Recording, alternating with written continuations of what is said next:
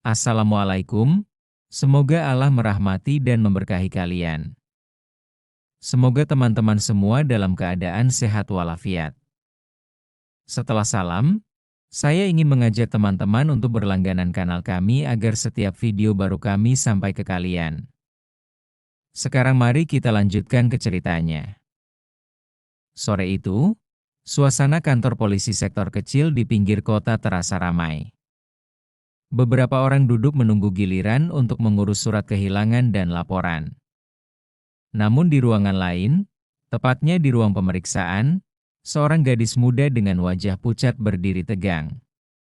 Namanya Nadia, siswi SMA kelas 3 yang baru saja berumur 18 tahun. Nadia dipanggil ke kantor polisi bukan karena melakukan kejahatan, melainkan karena ia terjebak dalam sebuah situasi yang memalukan. Di jalan raya tadi siang, ia sempat berselisih paham dengan beberapa oknum polisi lalu lintas. Mereka menuduh Nadia tidak membawa surat-surat lengkap, padahal sebenarnya dokumennya ada, hanya saja ia terlambat menunjukkannya. Karena kesal dan tertekan, Nadia sempat membantah keras. Kata-katanya dianggap kurang ajar oleh para oknum itu, dan akhirnya ia digiring ke kantor. Di dalam ruang pemeriksaan, suasana terasa semakin tidak adil. Beberapa polisi bercanda seenaknya di depan Nadia, bahkan ada yang dengan sengaja menertawakannya keras-keras. "Anak kecil kok berani-beraninya ngeyel sama polisi?" ucap salah seorang dengan nada meremehkan. "Makanya kalau cewek jangan sok jago. Baru ditanya surat aja udah melawan," sahut yang lain sambil terkekeh. Nadia menggenggam tasnya erat. Pipinya memerah bukan karena marah, tapi karena malu dipermalukan di depan banyak orang. Ada beberapa warga yang sedang membuat laporan ikut menoleh, melihat bagaimana seorang gadis SMA ditekan dan dijadikan bahan ejekan. "Sudahlah, nak. Gak usah ngelawan, biar cepat kelar urusannya," bisik seorang ibu yang duduk di kursi tunggu. Namun Nadia hanya diam, menahan air mata. Di tengah keramaian itu, seorang polisi senior masuk. Bukannya menenangkan, ia justru ikut memperkeruh suasana. "Kalau masih keras kepala, kita tahan aja sekalian.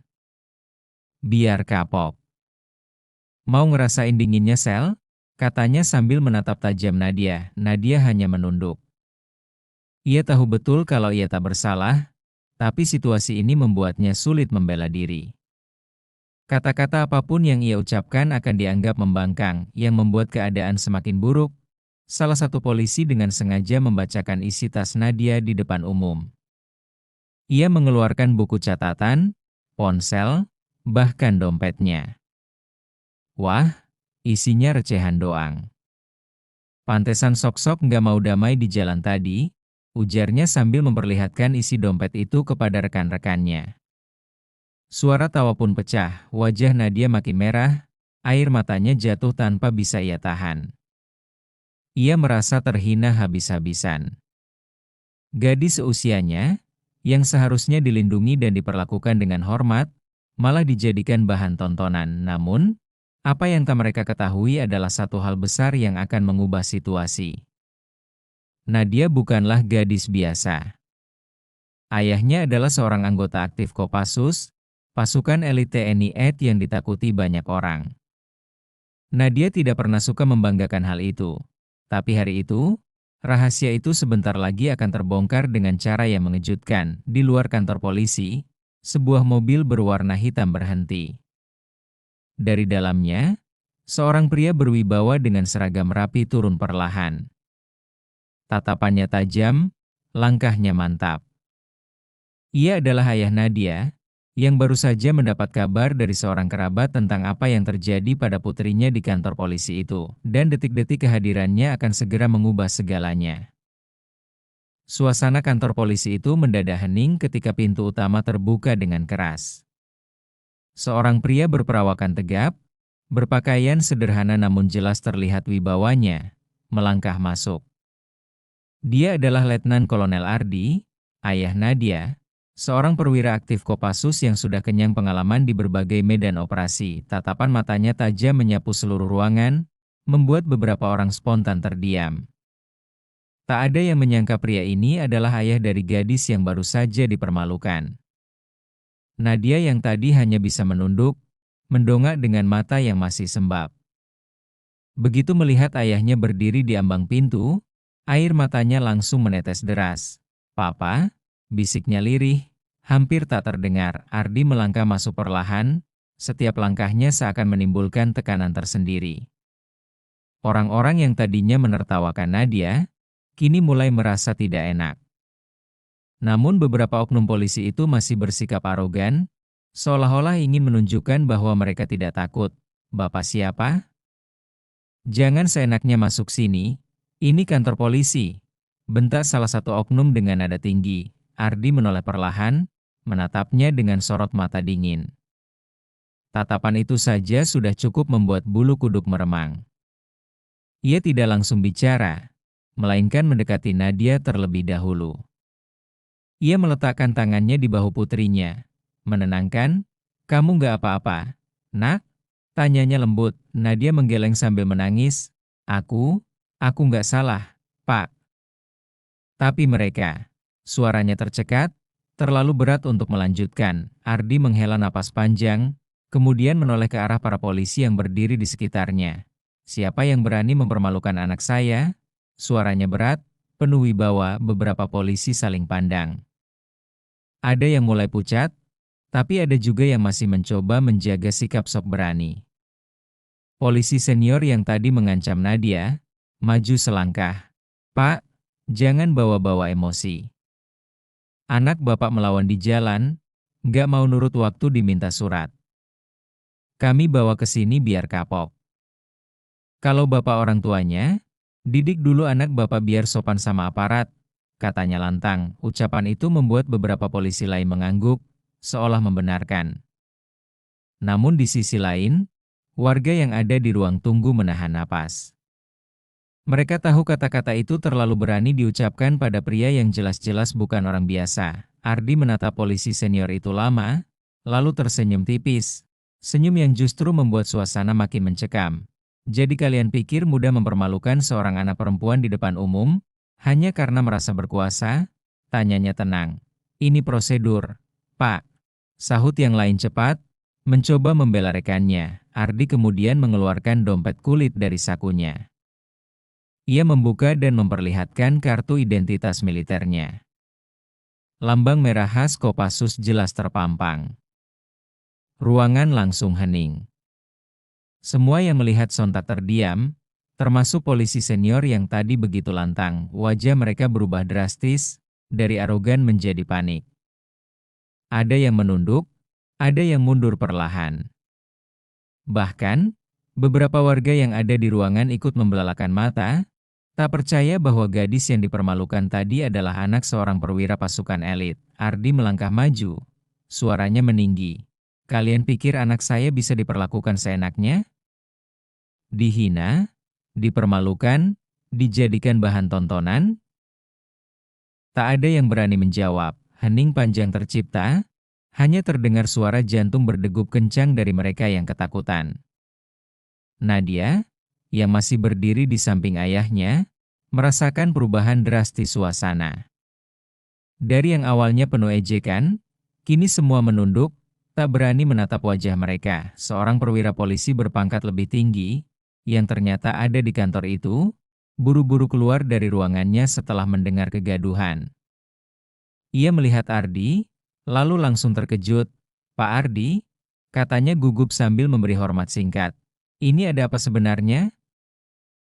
Ardi menoleh cepat, menatap langsung pada perwira itu. "Ada apa?" saya tanya balik.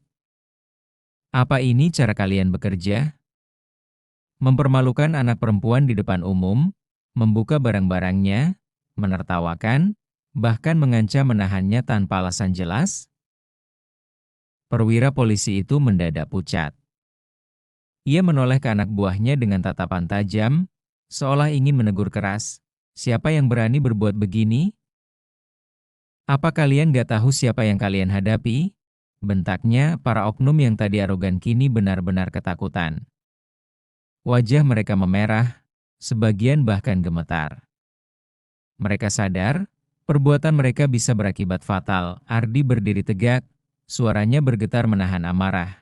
Kalian boleh pakai seragam polisi, tapi jangan pernah lupa, seragam itu bukan untuk menindas rakyat. Anak saya bukan kriminal. Dia anak sekolah, dan kalian memperlakukannya lebih buruk dari seorang penjahat. Kata-kata itu menghantam keras. Tak ada yang berani menjawab. Bahkan beberapa warga yang menonton mulai berbisik, mengungkapkan kekaguman sekaligus rasa hormat pada sosok Ardi, dan saat itu, ketegangan benar-benar mencapai puncaknya. Karena Ardi sudah berjanji pada dirinya sendiri, jika anaknya sampai disentuh atau disakiti lebih jauh, ia tak akan segan mengambil tindakan yang bisa mengguncang nama baik institusi itu. Suasana kantor polisi yang tadinya riuh penuh tawa kini berubah total. Hening mencekam.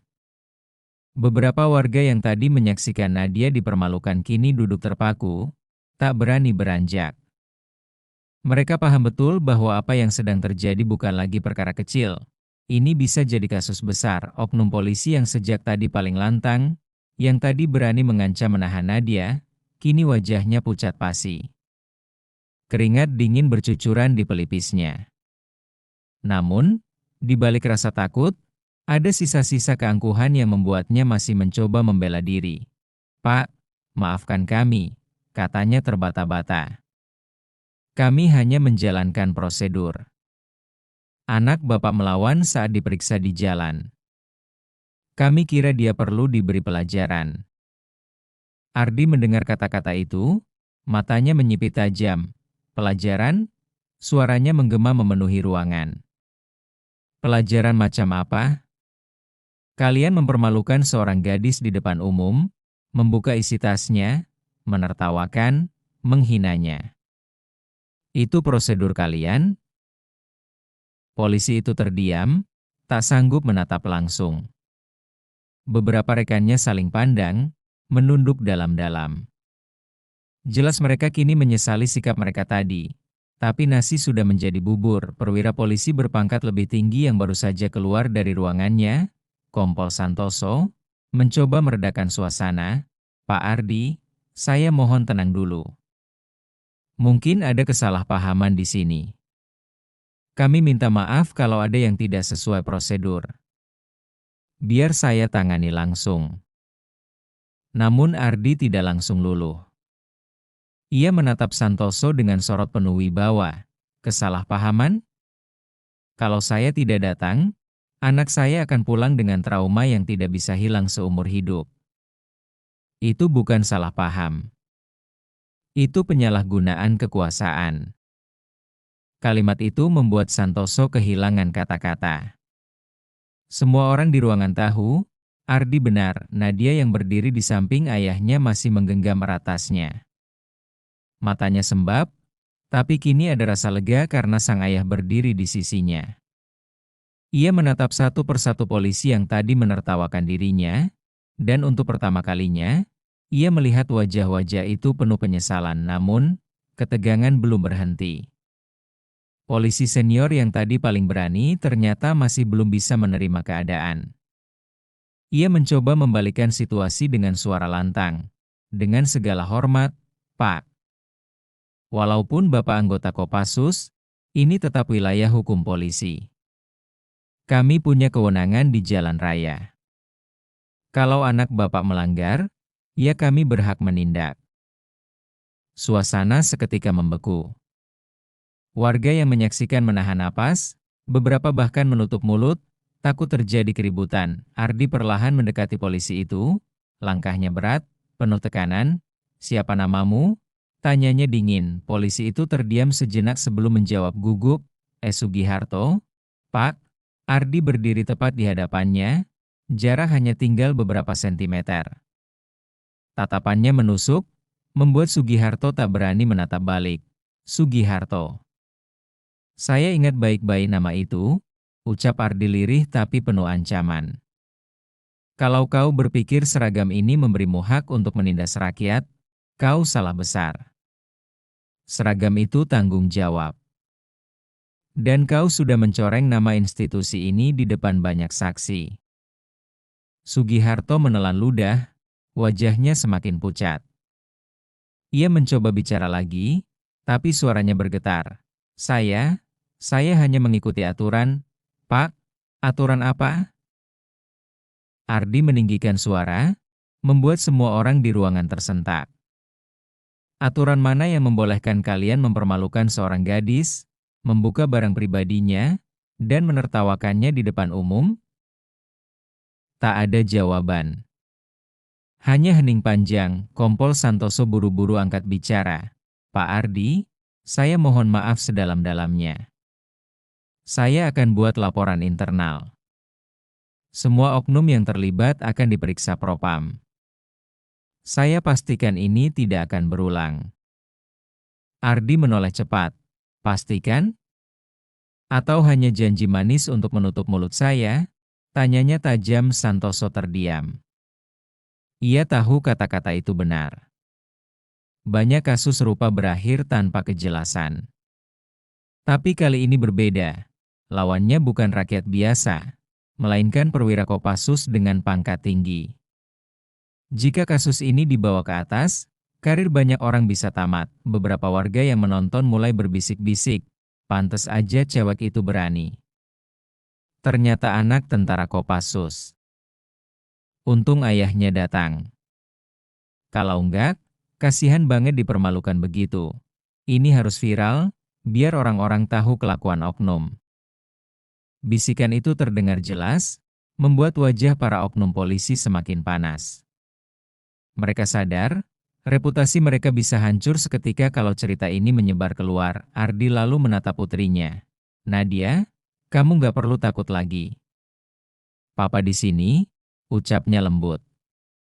Nadia mengangguk sambil menyeka air matanya. Setelah itu, Ardi menatap lagi ke arah Kompol Santoso. Saya beri waktu.